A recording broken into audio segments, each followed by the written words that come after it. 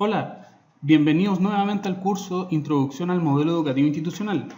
En esta unidad 2 vamos a revisar una visión desde el modelo educativo institucional a las prácticas de aula. Veamos, ¿quiénes son los actores del proceso educativo? Generalmente uno asocia a los participantes del proceso educativo o a los actores solamente al docente y estudiante, que son los que están definidos en la presente diapositiva. Pero muchas veces nos olvidamos que el saber, conocimiento o competencia siempre están presentes en una relación que se establece en el aula. En esta diapositiva nosotros podemos ver quiénes son los que están participando. Por un lado están los estudiantes, ¿verdad? Por otro lado está el docente y por otro lado está el conocimiento que acá se ve en una proyección en la diapositiva. No es necesario que el conocimiento tenga una representación gráfica determinada. El conocimiento puede ser una lección de un docente, una oratoria, una relatoría sin un apoyo específico. Sin embargo, siempre se recomienda utilizar distintos tipos de apoyo para poder fortalecer la adquisición de aprendizajes significativos. Respecto a la presentación, a la fotografía que vimos anteriormente, se establece una relación triádica. Vamos a volver, ¿verdad? Aquí están, recordemos, los tres actores: estudiantes, ¿cierto? Docente y el conocimiento o saber o competencia. Depende de la forma en la que se presente. Acá tenemos al estudiante, ¿verdad? En esta relación triádica, en uno de los vértices del triángulo, el estudiante, el docente y el saber o conocimiento. Todos estos puntos se relacionan bidireccionalmente, es decir, el estudiante tiene una relación directa con el saber y también con el docente se vincula con el saber y el conocimiento y además con el estudiante y así sucesivamente hasta completar este triángulo. Esto es lo que lleva a determinar lo que es una práctica docente. Una práctica docente no es solamente hacer clases, sino que es la vinculación de estos tres actores al interior de un aula. Al servicio de lo que es el trabajo de aula, ¿cierto? Del quehacer docente, de la práctica docente, está la planificación de actividades. La planificación de actividades se define, acá está colocado, ¿cierto? Es una herramienta de gestión pedagógica propia del docente. Es decir, hay instituciones en donde la planificación, sobre todo en lo que es educación regular, la planificación es una exigencia institucional, pero para efectos de esta presentación y para la universidad es propia del docente. La planificación responde a la necesidad de secuenciar y organizar actividades, no siendo un designio invariable de las acciones pedagógicas. Muchas veces cuando se define lo que es la planificación, el docente entiende o interpreta que lo que está en la planificación es lo que tiene que hacer al pie de la letra, y no siempre es así. Existen variables a considerar en el proceso que no pueden ser predefinidas con antelación en una planificación, como variables actitudinales, variables climáticas. El clima también puede cambiar el estado de ánimo o la disposición al aprendizaje, alguna situación externa, algún problema de un estudiante, etc.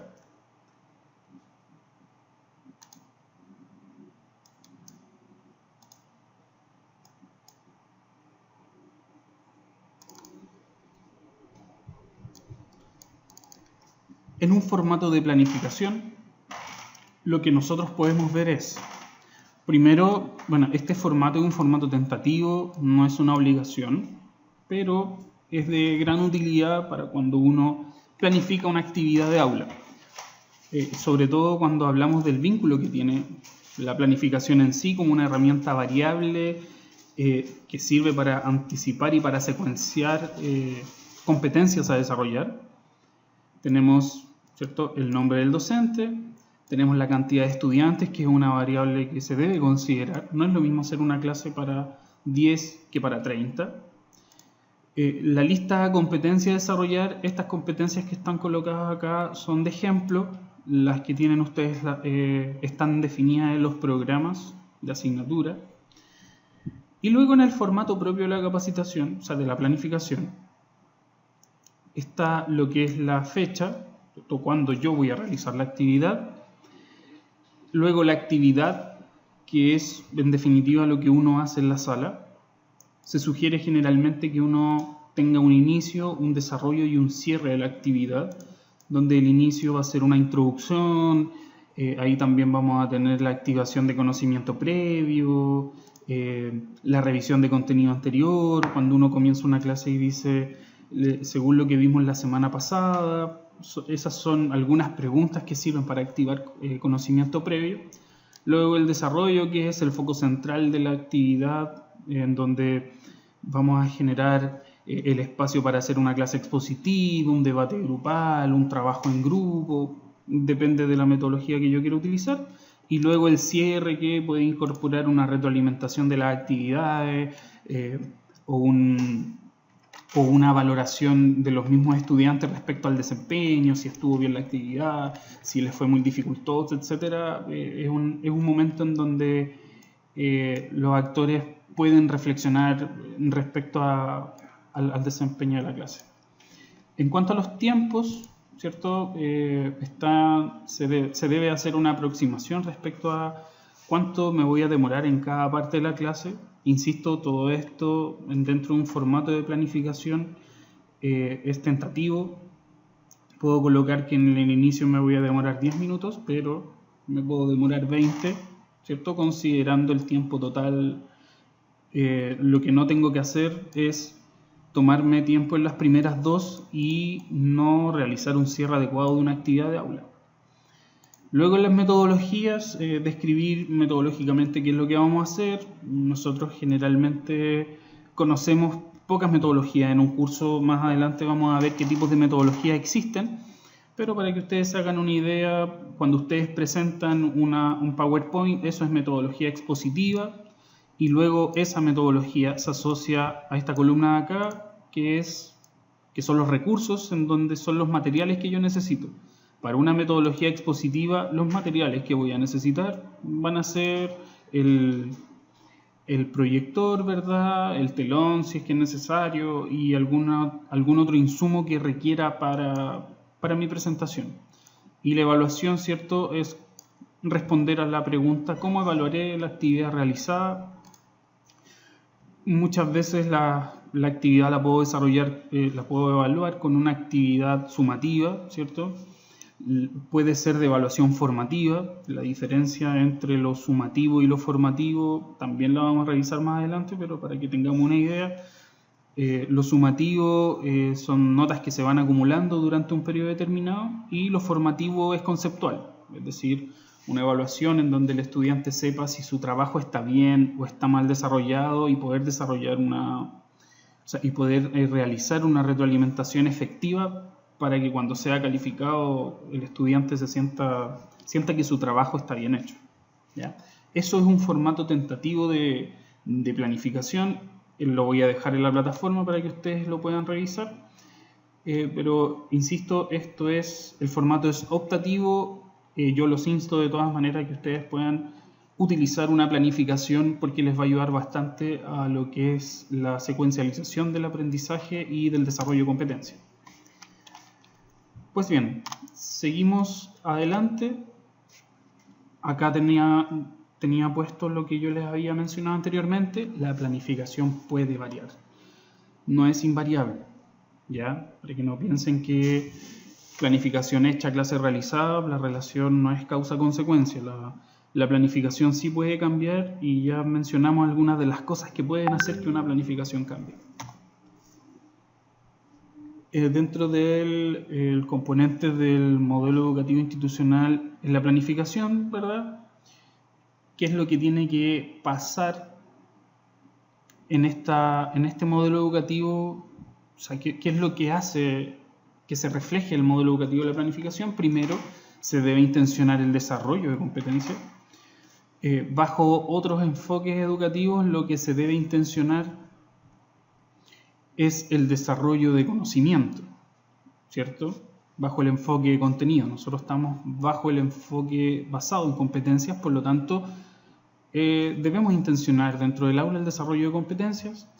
Debemos considerar la progresividad, es decir, que un estudiante de primer semestre no puede estar desarrollando competencias de tercer nivel, aunque sea una carrera para técnicos, y debe comenzar desde un inicio. Debe comenzar desde el primer nivel para estar trabajando en sus últimos semestres competencias de tercer nivel, ya cerrando el ciclo formativo.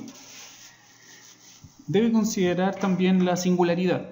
Esto se asocia al principio de diversidad en el aula. No todos los estudiantes son iguales, no todos los estudiantes tienen las mismas experiencias laborales, no todos tienen los mismos conocimientos previos, por lo tanto, nosotros debemos considerar, bajo el modelo educativo institucional, debemos considerar cuando planificamos que todos los estudiantes son iguales. Esto también se asocia directamente a lo que yo les comentaba sobre la variabilidad que puede tener la planificación. Y también debe tomar en cuenta los cambios. ¿Ya? Muchas veces el estudiante no llega a la hora a la clase puede empezar más tarde, los estudiantes se van a ir más temprano o puede suceder algún problema, algún hecho en donde se vea entorpecido el desarrollo de la clase. Por lo tanto, la planificación también tiene que ser cambiable en ese sentido, tiene que ser variable, debe considerar estos cambios y no porque la clase se interrumpa o no siga el curso que estaba planificado, la clase se tiene que suspender o cerrar abruptamente. Todo esto deriva en lo que es la reflexión pedagógica, ¿verdad? Cómo el docente se pregunta a sí mismo o se analiza o el estudiante analiza su quehacer en torno a una actividad de aula.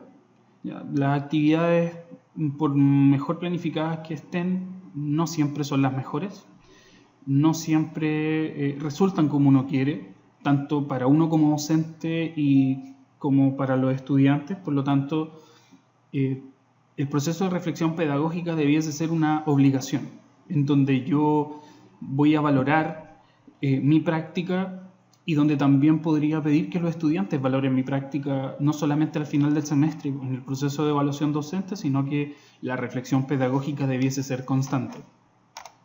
Y acá es donde toma mayor relevancia como consecuencia de la reflexión pedagógica lo que es la autoevaluación, en donde mi proceso reflexivo, ¿verdad?, me va a llevar a una autoevaluación.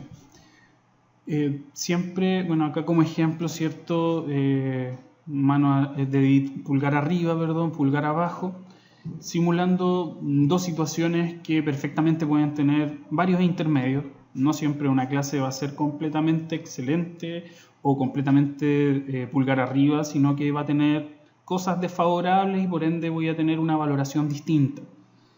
Frases como el pudo haber sido excelente, pero, ¿cierto? Eso sería colocarle a mi clase una nota de 6, porque hay algo que entorpeció el desarrollo, o un 6.5, o cuando pudo haber sido mejor, pero ocurrieron varios hechos que, por lo tanto, la nota también va bajando, ¿cierto? Desde el 7 mi valoración baja, a veces uno puede valorar sus clases con una nota o con un concepto, ¿ya?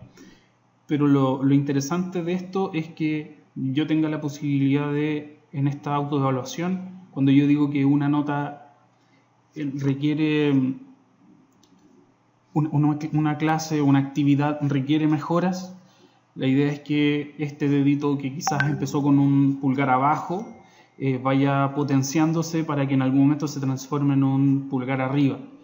¿Y qué es lo que tengo que hacer para pasar de pulgar abajo a pulgar arriba? Hay un recorrido pedagógico, ¿cierto? Hay un recorrido que es el que puede ocurrir en un mes, puede ocurrir en 2 clases, en donde mis prácticas mejoran en coherencia a lo que yo reflexioné.